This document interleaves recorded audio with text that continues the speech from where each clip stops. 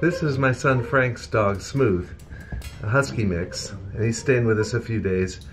And he likes to sit in this window watching the squirrels outside. And what I want to do is try to paint him while he's sitting there looking, and he may not stay in the same pose, but hopefully I can get a good start on it, and then if he goes back into the pose, I'll be in good shape. So Smooth, come on here. Might be a squirrel. Okay. I start with a round synthetic brush and a warm color, a raw umber basically. And I want to just draw the main structure and the main contours of Smooth as he sits at the window here. He may not stay here for long, so I want to have the pose mapped out. He's foreshortened, so we see the mass of his pelvic area overlapping his rib cage, and then his rib cage and his shoulder girdle in front of his head. I want to show where the tips of his paws are, and then work out the big lines of the perspective,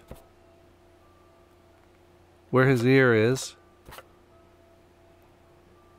So this is just a basic map of his big shapes, and now the shadows, the cast shadows from the light from the window.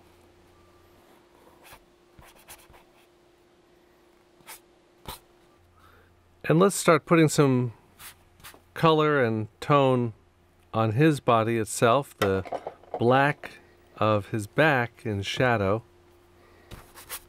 and the warm color of his legs. Now he clearly has some husky in him. What the other part of his parentage is, I don't really know. He could be part shepherd or Doberman, but probably shepherd husky mix. He's a rescue. He was a stray in Houston when my son got him, and he had been living on the streets for a while. And he has kind of a watchfulness and a wariness, even though he's very sweet-natured, that may come from him being a stray for a while.